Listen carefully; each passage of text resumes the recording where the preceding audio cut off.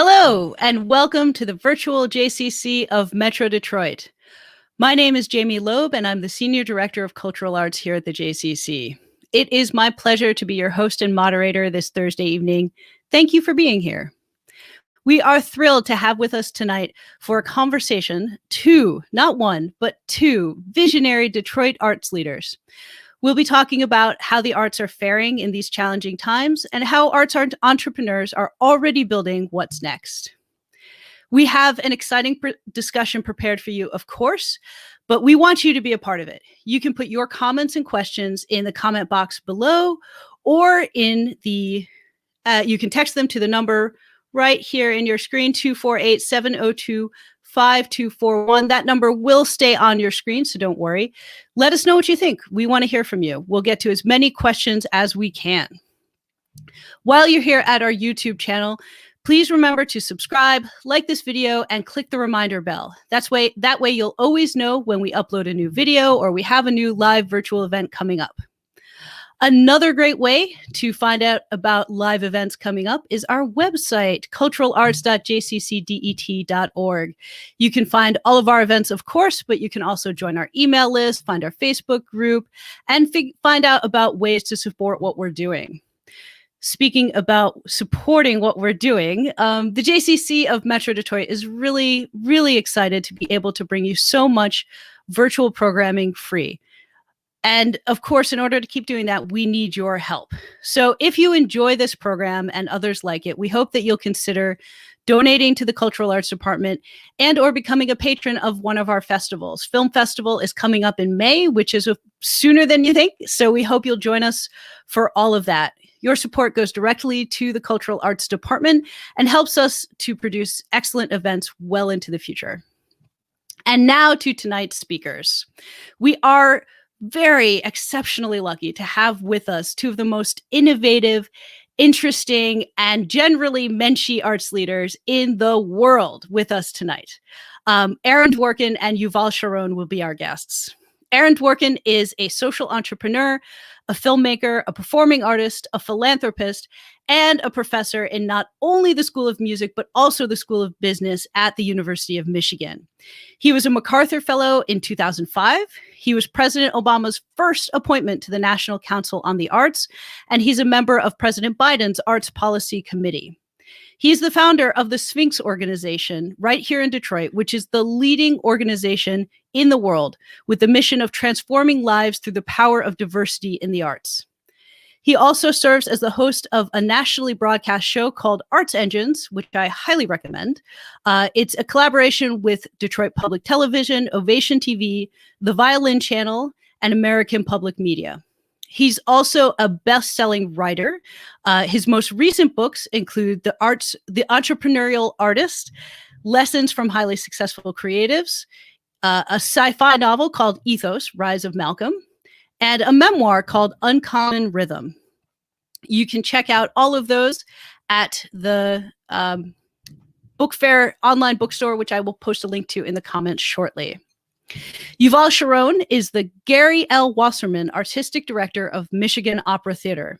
He's been described by the New York Times as opera's disruptor in residence. He's one of the most respected opera directors in the world today. He has an unconventional body of work that seeks to expand the operatic form. In 2017, he was also honored with a MacArthur Fellowship and also a Foundation for Contemporary Art grant for theater. In addition to his work with MOT, Yuval serves as artistic director of the Industry in Los Angeles, a company devoted to new and experimental opera. The Industry has brought opera into, this is a great list, moving vehicles, operating train stations, Hollywood sound stages, and various other non-spaces such as warehouses, parking lots, and my personal favorite, escalator corridors.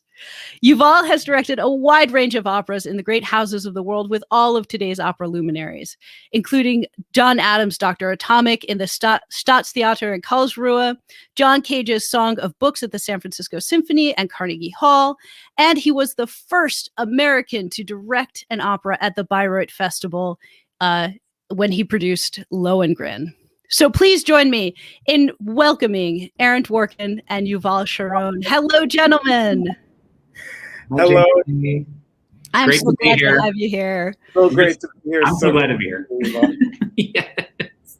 And Aaron, it's such an honor to share a virtual stage with you. This is great. Oh, I excited. am beyond honored to be able to share this time with you. It's so exciting, so exciting. Yeah, I told you they were both Menchie. So we have a lot to talk about tonight, and I want to start with the basics. So I think a lot of our audience will know both of your organizations, but I'd like you to each take a moment to just tell us a little bit about the organization or organizations you work with, the one that's most Detroit-y, and how they've been faring in COVID, how they've been keeping their audience engaged and surviving. Aaron, why don't we start with you? Sure. So, and again, it's just so excited to be able to spend this time together and talking about such important issues. So it'd probably be best to, initially start talking about the Sphinx organization. I'll try and talk just a little about Sphinx and a little about Michigan. And so for Sphinx, which is, as you mentioned, Jaemi, really the global NGO focused on transforming lives through the power of diversity in the arts. So that covers a host of different programs. Flagship program that many people are probably aware of is a national competition for young Black and Latinx string players. There's also an annual convening, Sphinx Connect, every year in Detroit, gathering together now over 1,000 of the leaders, thinkers, those who are involved and or interested in diversity in the arts, bringing them all together in Detroit to be able to talk about those issues and share ideas, build collaborations, build partnerships. And then there's also, performing ensembles, the Sphinx Virtuosi, touring ensemble of soloists. There's the actual winners of the competition who solo. There's chamber groups, the Catalyst Quartet, Harlem Quartet, that were founded by Sphinx and are now independent ensembles doing phenomenal work. There's educational programming happening throughout the year, both year-round, in Detroit and Flint, Overture program, but then also Sphinx's summer programs, the Performance Academy, as we affectionately call SPA, and those take place during the summer. And the key thing I'd say is relating to COVID is, of course, everything went virtual. But I think like a number of organizations, Sphinx, under the leadership of AFA, who's been its president now for the past almost 6 years, they were able to really make a smooth transition that not only enabled educational programs to continue and even the tour of the Virtuosi to continue, but to bring those into the virtual space, into the digital space. And as a result of that, they actually had more students involved, more students taught, more students impacted, more audiences reached through the conference, through performances, because of that digital space. So while, of course, that tangible essence, of what it is like to be in a live artistic performance was reduced. I wouldn't say eliminated, but reduced. That different experience through a digital space of artistry was able to reach and impact more people. So, a difficult balance, certainly looking forward to a return to in-person physical experiences. But I think definitely, as many people talk about, a new normal that will incorporate and be a hybrid of both. And the same thing has happened with my teaching at Michigan. And so where, my teaching used to obviously all be in person and in a classroom, that has now transitioned, obviously remotely, like all of our things that we were doing at Michigan. And now ultimately will really be this hybrid that will be able to benefit both from some of the benefits of digital aspects of teaching and educating and sharing ideas and knowledge and preparing students for careers in the arts and administrative leadership careers. But then also as well being able to still connect with them. So overall, as I kind of reflect lots and lots of lessons learned and very unique experiences over this past year, but also so many new ways of looking at the world and looking at how we use the arts to connect with people, that leaves me very optimistic for the future. Great. Just for the audience, so they know, who is AFA? Oh, sorry. So Afa is my wife, but I would say probably, arguably, certainly far, far, far more impactful for everyone in the world. She was the first employee of Sphinx, where we worked together actually for 6 years before we began to develop a relationship. And then the longtime artistic director of Sphinx from its inception. And then executive director for about 5 years before I stepped down from my role. And after I stepped down from my role, she has been in her current role, which is president and artistic director of Sphinx. So as I'm sure you know, she did not want to release those artistic reins of the organization when she took on those added administrative duties and has been just phenomenal in the role for the past 6 years. And I just, you know, have an advisory role and help out wherever they indicate I can help them do the work of the organization. That's great. So Yuval, tell us about Michigan Opera Theater and how it's been faring. Well, it's a very interesting question because the 2019-2020 season was, you know, in many ways meant to be the 50th anniversary celebration of MOT. It was founded 50 years ago by David DiChiara and has been a premier producer of opera and a presenter of dance in Detroit. And it has an incredible history, now has its own home with the Detroit Opera House. And what should have been a celebratory year, of course, became a year of a crossroads.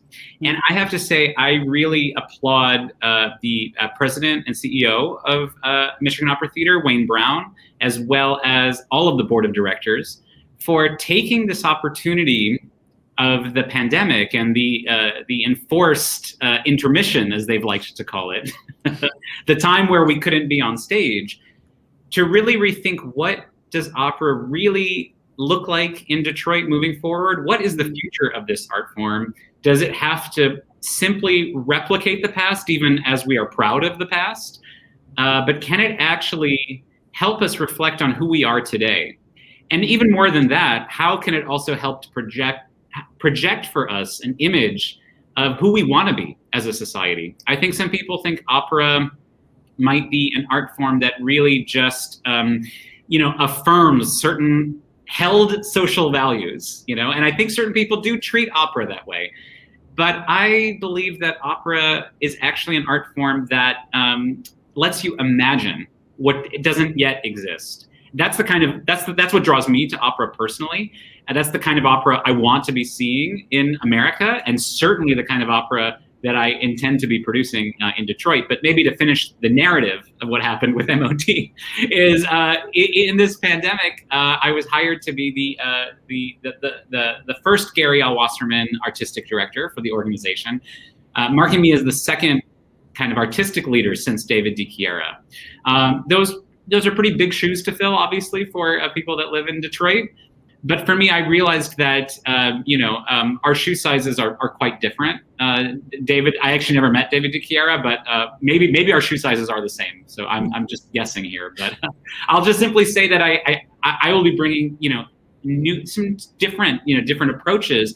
But I think that something I really share with MOT's founder is a belief that opera belongs to everybody, and it's accessible to everybody, and to make sure it really feels like it is rooted in the city of Detroit. And so when I was hired, the first project, I wanted to make sure that we didn't have to wait an endless amount of time before people saw the kind of things I'd like to do. So this past October, we ended up doing a live performance. We just didn't do it in the Opera House. We did it at the parking center that was across the street that MOT also owns. And it was an adaptation of the Wagner opera Götterdämmerung, or Twilight of the Gods, which audiences experienced 8 cars at a time, moving through the parking center and listening to the live performance on FM radio. It was a pretty wild experiment that I think in the end was, received as a really exciting promise of what's to come. And to me, it was a great opportunity to get to meet the the artists and the colleagues that I'll be working with here, but also the audience, and hearing directly from the audience about the kind of work they'd like to see here, and seeing everyone's incredible enthusiasm to such an out-of-the-box type project like that gave me a lot of encouragement, thinking that this is a path that I think Detroit and Detroit's audiences are really ready for.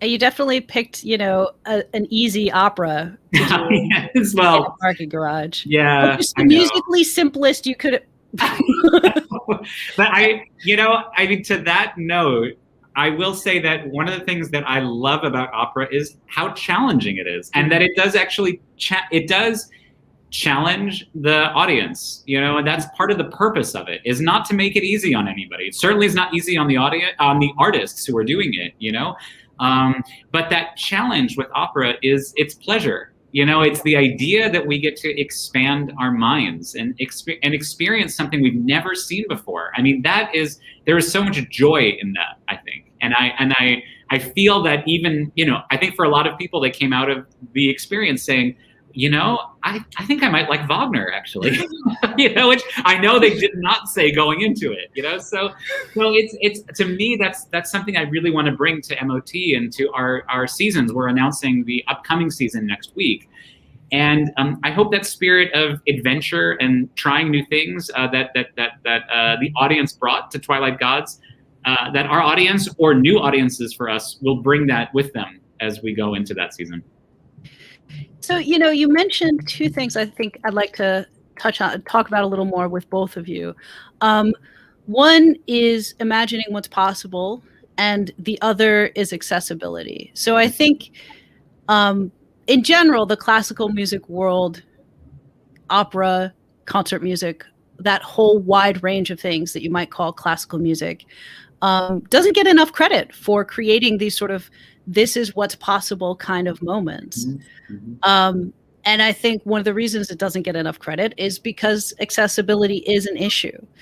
And one of the things that has changed in the world, I think, over the last year is that the attention on issues of race, class, gender, and so on are much more. People are talking about these issues in a much more serious way than, or I guess I should say, your average person is talking about these issues in a much more serious way than they were even a couple of years ago. And so obviously, the Sphinx organization has been dedicated to that work for a very long time. And so I'd like to give each of you a chance to talk about, what you're doing in the work of diversity, but also how music classical music, art music as an institution, as a set of institutions, is changing, needs to change, to address these issues. Aren't new, but the attention is, right? And it's just become so clear that so much needs to change. So how are those changes being made? And I guess we'll go back to Aaron. Yeah. So, and of course, Sphinx has been, at this work for a long time, and I would say that there is, diversity cuts through everything that Sphinx does. Yeah. And sometimes other organizations used to always say, oh, well, easy for Sphinx to say, or easy for you to say, Aaron, that's Sphinx's mission, but we're a regular orchestra. We can't just focus on these things, those types of things. And I do agree with you that I am hearing the issues talked about and generally being addressed with greater visibility and audibility than ever in my life. Now, whether that gets ultimately generating outcomes that are tangible, I think is yet to be seen. And whether the vigor with which so many people and institutions are engaging in this work, whether that is sustainable and whether systemic change is built in, I think yet to be seen. But I am very optimistic. One other thing that I would say about diversity, separate from Sphinx, which is how I wish that a lot of organization institutions would look at it, is how I look at any other project that I do. So, for example, Arts Engines, right? So, a weekly show created to address the need for arts administrative leadership to hear from one another, to connect with one another, to hear about each other's work outside of, conferences once a year and things like that, right? So that is what fueled this idea of Arts Engines. Each show has a guest, a leader coming on, talking about interesting things at their institution, things that they do, how they approach their own arts leadership, etc. So that is the focus of the show, yet it is also the most diverse arts show in that the majority of my guests are people of color, gender obviously more represented than in any other arts show. So in other words, diversity is woven into it, even though it's not a diversity show. Same thing with my book, Entrepreneurial Artists. Again, the focus was especially to be able to help teach many people, especially my students, but anyone who's in college programs or those who are currently professionals. What are these case studies that exist? So who are these entrepreneurial artists? How can we learn from them, etc.? Yes, all of that, best practices, so on and so forth, purpose of the book, yet it is the most diverse arts entrepreneurship book, and the vast majority, right, of those who are interviewed in it will reflect different backgrounds of color and gender and all of those things. So in other words, I'm always encouraging institutions, how are they building diversity, not as this will be one of our diverse things, right, our Black History Month thing, our MLK thing, but rather how is diversity baked in to who we are and what we do, our staff, our boards, et cetera, so on and so forth. And finally, I just say to that latter part that you mentioned about how are we kind of doing with that, is that there is a lot of this activity that's swirling it. And I am optimistic. And some things will be difficult. For example, changing and dramatically increasing the representation of people of color on orchestra stages as members. Mm-hmm. There are certain things built in, tenure and all those things that make it a little bit more time consuming and complex, yet certainly able to be addressed. Sphinx has a whole huge partnership with 100 orchestras working on that. However, the music that orchestras perform could change tomorrow, right? Mm-hmm. They could be making decisions like Yuval is making, right? And because ultimately their music directors and their artistic, VP of artistic programming, maybe a players committee, you're talking about a handful of people at best, and with many orchestras, one singular person could literally change it tomorrow. So I always raise the question, let's just, go out 3 months. If in 3 months you are an orchestra and let's just say 10% of the works that you are now going to be performing are not by composers of color. And by the way, currently, or up until, the past 6 months, less than 1% of all of the works performed by all American orchestras was by any composer of color. And I'll just say that again so that we let it sink in. Prior to the last 6 months, less than 1% of all of the works performed by all American orchestras were by any composer of color. So we have a big distance to go, but literally come 1 month, 2 months, 3 months from now, any orchestra could have done that. There is no excuse except that they simply don't want to do it, or that they believe there aren't the quality of works. And of course, there's organizations like Sphinx and many leaders who do know of these amazing works. And there are all of our living composers who could be commissioned to create amazing new work. So anyway, all of that to say that I'm optimistic, yet I do feel like there are some steps that aren't taking place, unfortunately. Sure. Yeah, shop local, commission your local composer, everyone. So Yuval, I want to hear what you have to say on this topic, but I also want to just remind everyone, as Naomi did, to put your questions in the comment box. Text us a question. We want to answer whatever you are interested in. So Yuval, your turn.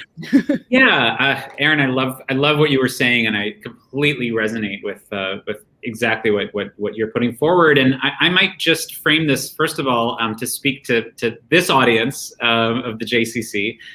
I just would like to say that I think that as a Jewish person, I actually see it as a big part of my responsibility to stand in solidarity with people who have faced oppression, who have faced racism, who have faced all kinds of hurdles to their self-realization, because our people have faced that same thing, and we didn't survive by ourselves. We obviously had a strength in our own community, but we also relied on the solidarity of a lot of allies. And that sense of solidarity for me it motivates all my work, really, and it motivates for me this really burning issue of diversity. And I hope that other people that are on this call, regardless of what field you're in, whether it's the arts or medicine or sales, it doesn't matter. There's in every single field, we will benefit from that solidarity across any divides that we see. With the arts, it might have a more pressing and I would even almost say more urgent necessity, because the arts, they offer us images of what it means to be social, what it means to be a community. In a way, when you're watching something on stage, you're seeing an enactment of a kind of social ability.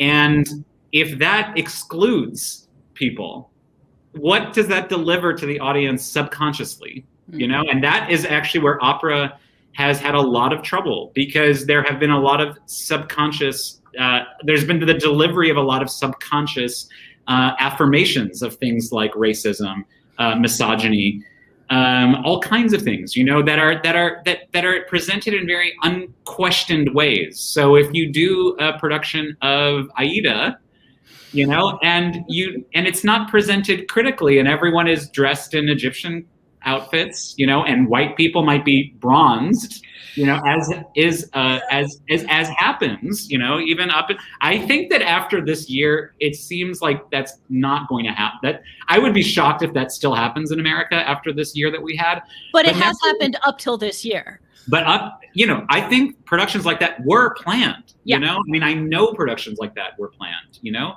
And I think that this moment, I think like Aaron, I actually feel a lot of optimism that certain just obvious things like that are just not gonna work anymore anywhere. And that's very encouraging, Yes, the Mikado, perfect example. Perfect example. I will fight for the Mikado up, down, and sideways, because all right, well then that will have to we should save that for a different conversation, because I'm not ready to get mean on this call. But I'll simply say that that's actually though where opera has an amazing advantage, because we don't have to present it that way. We can still do that in music. We can. I would like to do Aida, but I do not want to do an Aida that is not critical. Because then actually you can get to what Verdi was really about. Verdi was an incredibly democratic. He was one of the first senators in Italy. After the Risorgimento. So this is someone who cared deeply about equality and about and was looking forward to a democratic future for his country. And yet, his operas are often co-opted by the boredom of the ritual, that everyone just does it exactly the way it's always been done. But culture doesn't work that way. Culture is an evolving organism, and the art form opera does not always present itself as such, but it is. It's as organic and evolving as our own culture, and needs to reflect that. So that's. I think that there's a lot of possibility for opera. I might just close by saying on this topic, just to say that what Aaron identified as a problem for orchestras, I think that's true. I think it's going to be more challenging for orchestras than for opera companies, because there is such an abundance of incredible singers that are ready to take on the roles, not just in Porgy and Bess or Madame Butterfly, but are ready to bring their own different perspective because of a different cultural perspective. They're ready to bring that to Puccini, to Verdi, to new music, to all of this kind of stuff. And I'm very excited to be creating those opportunities at MOT. But I have in a way, one mission beyond that, which is I'm looking at the authors of the opera, most urgently, not just, the composers, of course, and the librettists, but really the directors and the conductors. Like, that's where I want to see more diversity from my point of view, because those are the storytellers, of the opera. And I want that to come from a really diverse perspective too. That sounds great. And can I just mention, because I just agree with so much of what you're saying, Yuval, and there is the allies that you mentioned, right? I think that's such an important piece and not something new to our communities. I kind of have all of this wild diversity literally baked biologically into me that reflects my role in the Jewish community and being Black. And, whether it's the civil rights or moving back to today, the Jewish community, for example, played such a significant role. And so I look at these things that we've been going through today, and that's where, and I think whatever we can do in our various communities to be an ally to those, because their experience is one that we either have already had as a community, as a people, or will someday in the future. And so to be able to connect that, I think not only helps those who we're allying with, but of course also ourselves. Yeah, definitely. So I'd like to probe a little bit about a thing so in Pedagogy World, we just modeled a thing, which is that we have two arts leaders here that are talking about their art in context, right? We're talking about how we do what we do beyond just what we're doing, which is always, I think, endlessly interesting. So I want to take that in a way a step further and talk a little bit about the entrepreneurial skills that both of you both have and teach and support and all of that. And how has that helped, how have those kinds of skills helped your organizations thrive during this crazy time? Because I feel like in a lot of, especially in the arts, people like the two of you, putting it a little strongly, but scream into the void for years about it's important that we have these skills beyond just the technical doing of our thing, right? And I think this year has proved you guys right. So how have those, what kinds of skills have really helped your organizations thrive? And well, I guess why don't we start with Yuval this time?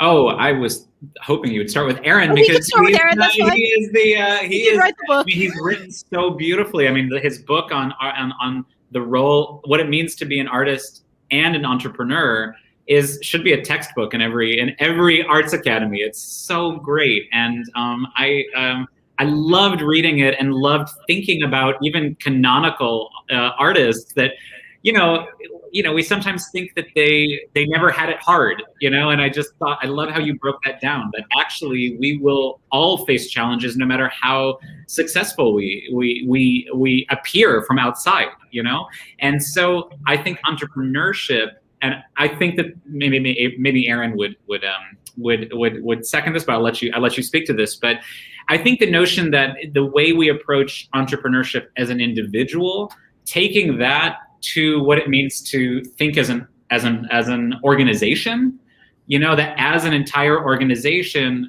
we need to be nimble the way entrepreneurs are. We need to not just say, well, this is how it's always done, so we're going to do it. I think part of being an entrepreneur means saying, this is how it's always done, but is that really the best way to do it? Is that actually how we should be doing things? Because that's leaving a big gap, and maybe that's a gap that our organization is best positioned to fill in some way. So I would put it in a way. I would put it in those terms. I might say one other thing, and then I'm very excited to hear Aaron on this particular subject. But I might just say that I think there's always a kind of uneasy relationship between the arts and commerce, and the idea that what we do has to sell. And it's uneasy only because the purpose of art needs to transcend the transactional. It can't be just about the price tag. And yet, as we all know, there is no art if there isn't also money and and to support it and to support the artists. And the notion that something can quote unquote sell, it just means that it touches a nerve with an audience, and an audience wants to see that. Now, I think you can create that desire for things that some people might think can't sell, and so that's where I think there's a difficulty for some people. It's most people might think if you really want to sell out a crowd, then do Madame Butterfly traditionally, do Carmen totally traditionally, do all these things, and don't muck it up, because that's how you're going to get an audience. But I don't agree with that. I actually feel that our job is to take actually the things that are really more that are very challenging, but that audiences will love if they're invited in the right way. So that's where the entrepreneurship is. That's where I would like to bring entrepreneurship into what I'm doing for MOT. And I feel that the staff at MOT and my colleagues there, I think, are starting to see that there's a lot of energy in that kind of thinking. Awesome. Yeah, no, so well, and of course, I just, agree with everything that you're saying, that you're meant to think, Yuval. And so there's, I agree with everything, and Jaemi also too what you said. So here, from my perspective, these entrepreneurial skill sets are absolutely required now, whereas maybe in the past you needed them if you were going to start your own organization, if you were going to be a David D. Chiara and actually found something, you needed those skill sets. But I absolutely agree that now everyone needs them. You need them whether you're going to go and join an orchestra as a member of a section, whether you're going to go off and be an administrative leader, whether you're going to be an artistic director, a music director. Our current world requires you to have these types of skill sets. And for sure, not only would Sphinx not exist if I and others didn't bring those to bear, but Sphinx would not be thriving today and might not even exist today if it had not continued to do those types of things. And so in that, I think that it's important to look at, and we could, go through a laundry list of entrepreneurial skill sets, innovation, and, persistence, and bringing open to criticism and bringing those things to bear, and all kinds of things. How do we ideate? But just to mention one kind of thing is that how you institutionalize those things, just like diversity, I think is what's important. So for example, very early on, I realized okay, I was able to somehow have this initial idea of this organization, but it's not going to survive on that. And there's no way that I am going to be the one with the best ideas of how it should move forward and what it should do. And so therefore, one of the things we started early on at Sphinx was an idea lab. Every single team member at Sphinx is provided with funds, direct dollars, that they can implement an idea of theirs that is not approved by the president of the organization. Everyone is empowered, and not just with, you can bring ideas to a meeting and maybe we will or will not take them into account, and those have to become part of our system. But if you've got an idea that can benefit you as a team member or benefit the organization, here is a pot of money and you can make that idea happen. Sphinx has thrived on that over the years, and some of its key aspects that it does are as a result of that type of work. One other thing came to mind when you were talking about the audiences, Yuval, and one thing that I talk to my students about is I ask them, I say, okay, in the for-profit world, right, how do we, how is the price determined? We talk about marketplace, et cetera.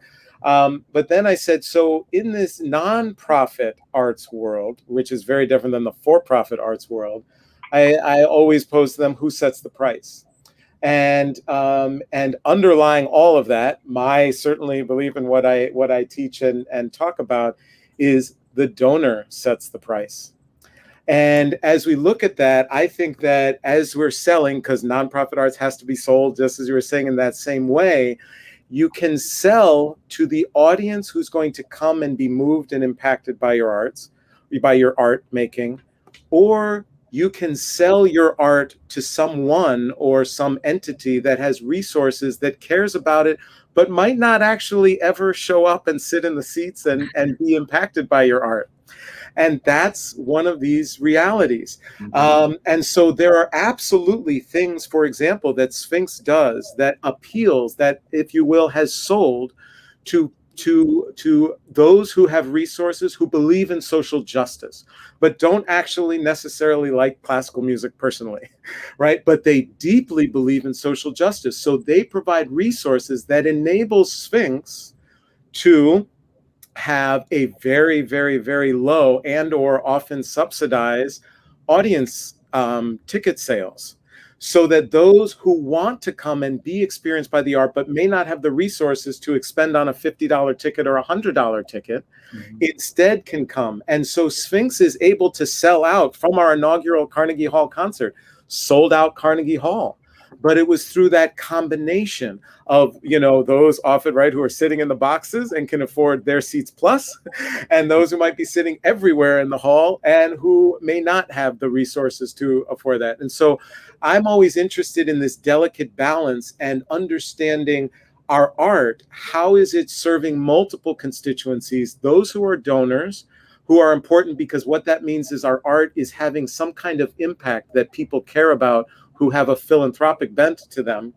And then how is our art directly speaking to people? And then I find that if you run into problems on either side, you might need to reconsider what you're doing. If the only thing that matters is people who are coming and paying for the art, and no one is interested and doesn't think you're bringing any societal value, you might want to be thinking about that. And if you have this overwhelming contributed revenue from donors and foundations, but still with a free concert, nobody shows up, you might want to think about because what impact are you able to have if no one, even for free, wants to experience your art? So, so I think it's this delicate balance, and I love innovating around the edges of that.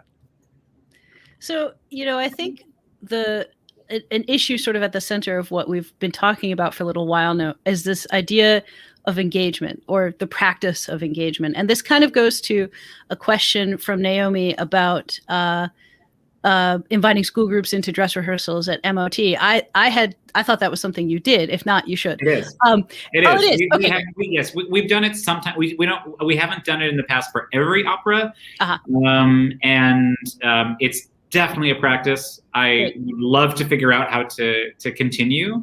But when I saw that question, I have to say, I thought to myself, I want to go past that. I would love young people, school groups, whatever, to come to a normal rehearsal.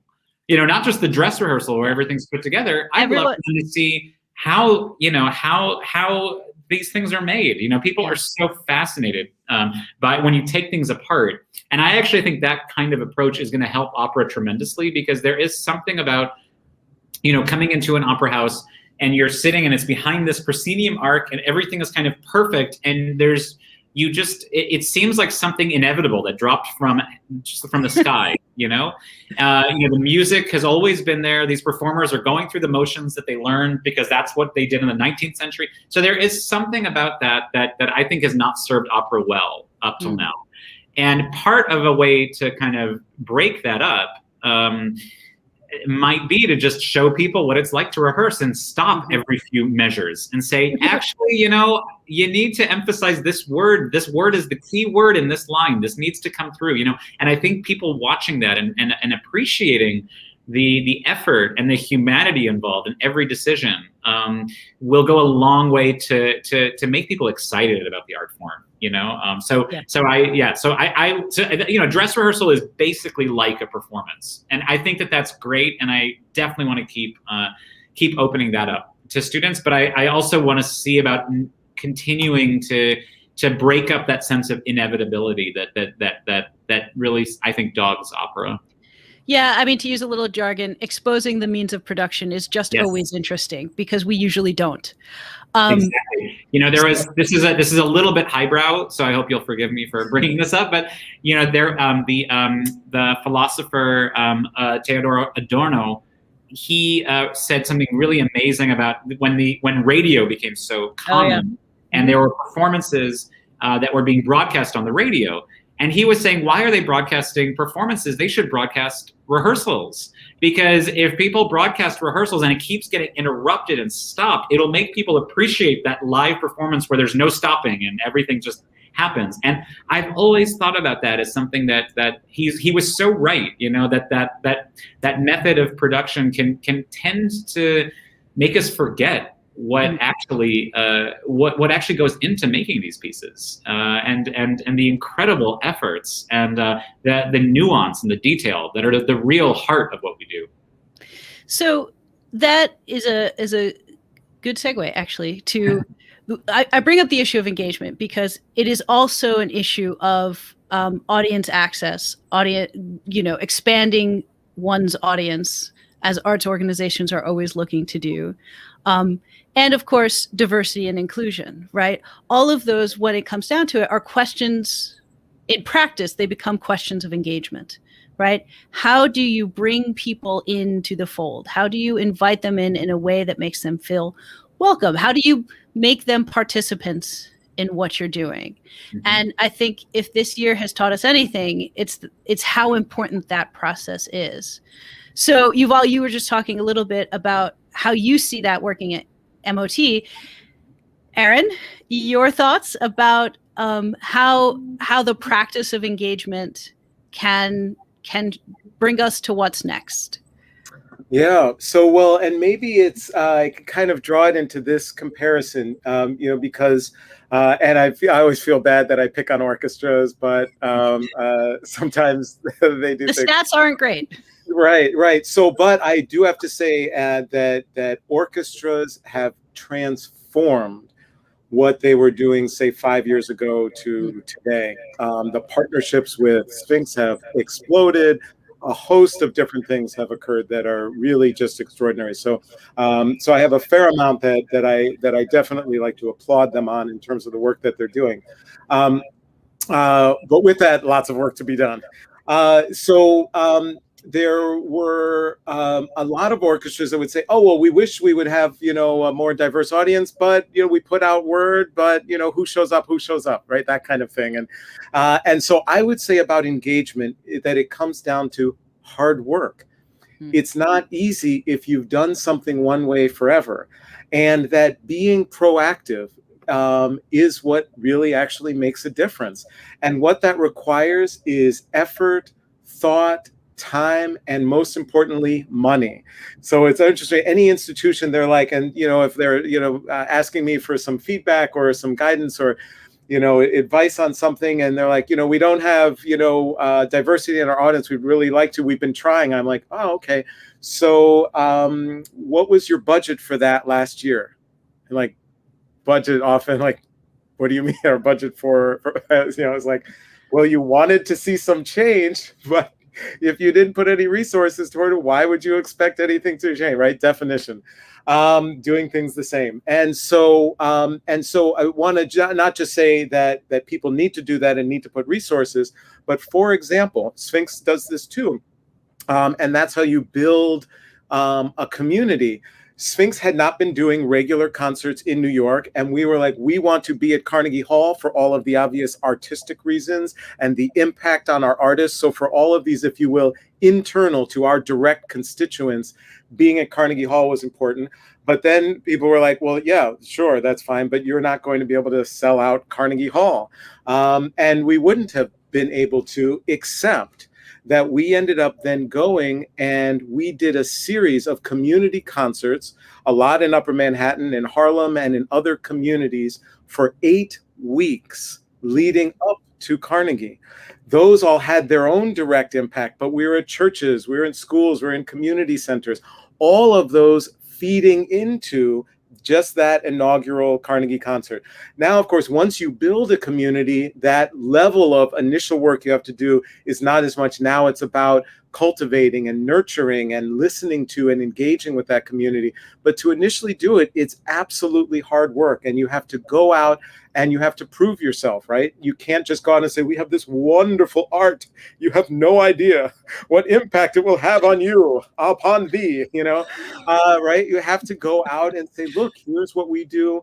What are you interested in? What are your stories? How are we potentially sharing or telling your story through our art? Who amongst us is from your community, by your community, represents your community, right? And how is your community part of the decision making that our organization is doing, right? All of those are the types of things that can end up really being transformative.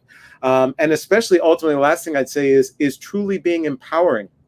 So when Sphinx years ago, had our community music program in Detroit, and after school and Saturday program, and parents were very engaged. It was very important to Sphinx. How can we develop that? And so there was a parental group that wasn't just advisory, right? But they were the ones that looked at and determined content for the newsletter and all of those types of things, and were engaged in student contact as we were working through the program. When we were looking at student retention and attendance and all of that, parents were directly involved and informing Sphinx on how best to do things. So when you really empower a community, that's when the community really deepens its level of ownership in the work that you do. Wow.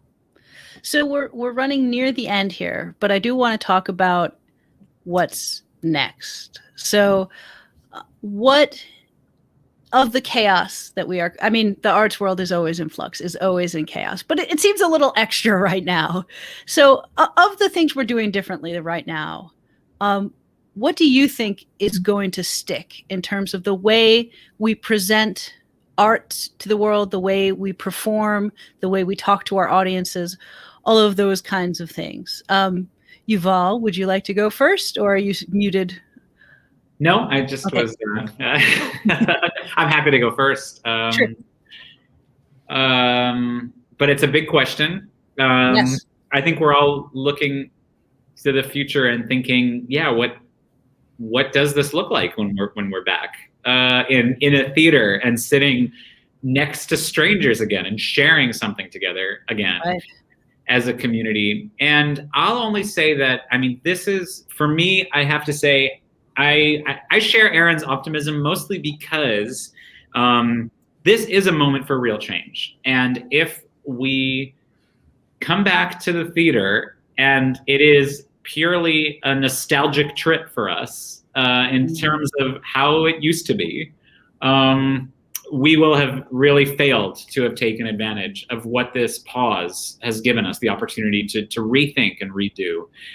And I have to say that, every organization is going to have to face it in their own way. And I also, it's not an easy moment because certainly with MOT, we'll be coming out of a year in which we had no ticket income, right? In which we had no, we're starting from a challenged spot, but that doesn't mean we shrink in the face of that challenge. That actually it requires us now to be bolder than we've ever been.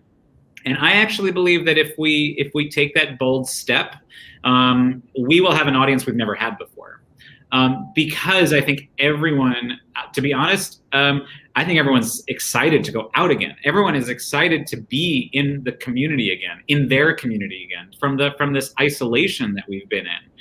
And that's what the arts do so well. And I think actually what opera is going to do so well after this, if it's done right, and I hope we'll do it right at MOT. That's what we're going to endeavor to do. What it means to offer so many things that we need now. We still need catharsis after everything that we've gone through. We need that sense of release of what the past year has offered us. Opera does that very well. Opera is very, very good at catharsis. It's also wonderful with solace. There's so many incredible moments of opera that are prayers to a higher power. It's actually the origin of opera in so many ways are these arias of characters speaking to Greek gods, asking for mercy and asking for forgiveness. And what an amazing thing to offer the world now, that sense of grace, So I think that there is something inherent in opera that still is so necessary right now. But I don't think it can look the way it did. I don't think it can sound the way it did. And it's certainly, to the question of accessibility, we need to go towards a place of radical inclusion. And if we if we do that and we build off of what we've got, I think it could be a really exciting new era for opera in this country. Oh, So optimistic. Here, here. There, and I would say definitely love and agree with all of that. And I think that accessibility will stay. I think that many conferences will retain a digital component for those who cannot afford to come or are unable to come for their own ongoing health reasons. So I think that will. I think that the internal operations of many organizations will retain some level of that remote working, because it will remain desired by some and will become an issue of recruitment and retention, when someone can realize they can have a more geographically flexible work life and work for another organization, rather than have to be in a particular physical office, from 9 to 5 kind of thing. Sphinx, by the way, has operated like that. Sphinx operates as a row, has for 15 years. So Sphinx already had a remote accessibility for any team member who wanted to. So there were team members who were in the office, 6 days a week, and there were team members who were in the office once every couple of weeks. And it's just completely up to them. It's all about the work. And so that was part of what made it a very smooth transition for Sphinx. But I think for many organizations, that internal operations aspect will retain in some cases, significant level of remote work. So I think both the digital accessibility piece and also the internal operations will be two areas that are maintained to a fair degree. Yeah, that makes a lot of sense. I know my dog definitely doesn't want me going back to the office. Right. I can say that. We feel so terrible because we got our cat and we got him right at the beginning of the pandemic. So he only knows a life where we are always home. We're like, just we go out to the grocery store now, we're like, and he gets all upset. So we are very worried about what might happen. The trick is to have more animals. You got to have a bunch. Then they keep each other company. That's the trick. True. Adopt, don't shop, guys. So so we do have one more question that I don't think we quite have time to get to, but a viewer is asking about building partnerships and how you go about building partnerships and how that helps to create inclusion and diversity. And I feel like this is a big topic. Do you guys think we can answer that in the minute or two remaining? I'm trying to think if I have kind of my number one bullet point answer. I don't know if I do because that would cheapen the question, which is so rich and is not simple. But I don't know, Aaron, do you have I would say first and foremost is to actually do it. Reach out. If someone wants to partner with Sphinx, reach out. Call Alpha and reach out. Don't be afraid, and don't necessarily have to have a partnership worked out.